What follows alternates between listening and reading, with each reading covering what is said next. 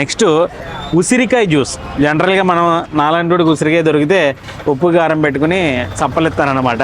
కాకపోతే వీళ్ళు పెద్ద ఉసిరికాయలు ఉంటాయి కదా, ఆ ఉసిరికాయతో చక్కగా ఒక మంచి జ్యూస్ అయితే తయారు చేశారు.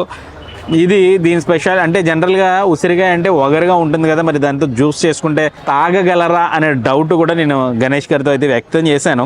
అయితే ఆయన ఏమంటారంటే కొన్ని మసాలాలు, కొంచెం బెల్లం కొంచెం మిక్స్ చేసి ఈ జ్యూస్ని అయితే తయారు చేస్తారట. అరోమా కూడా బాగుంది.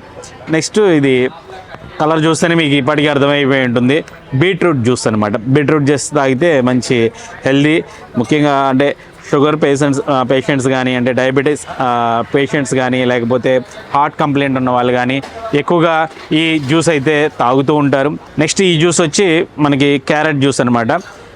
క్యారెట్తో కూడా చక్కగా జ్యూస్, అంటే జనరల్గా క్యారెట్, బీట్రూట్ ఇవి రెగ్యులర్ అయినప్పటికీ కూడా కొన్ని స్పెషల్ జ్యూసెస్ మాత్రం వీళ్ళ దగ్గర అవైలబుల్గా ఉన్నాయి. ఇవి కాకుండా చెప్పాను కదా, ఆల్మోస్ట్ దాదాపు 20 రకాల జ్యూసులు అయితే వీళ్ళ దగ్గర అవైలబుల్గా ఉన్నాయి. సుందరయ్య పార్క్ నా వెనక గేట్ కనిపిస్తుంది కదా, అదే సుందరయ్య పార్క్ ఎంట్రన్స్ అనమాట. దానికి ఎగ్జాక్ట్ ఆపోజిట్లోనే గల్లీలోనే ఈ శ్రీ గణేష్ జ్యూస్ సెంటర్ అయితే ఉంటుంది. ఉదయం 6 గంటల నుంచి మధ్యాహ్నం 12 గంటల వరకు ఈ జ్యూస్ సెంటర్ అయితే అవైలబుల్గా ఉంటుందట.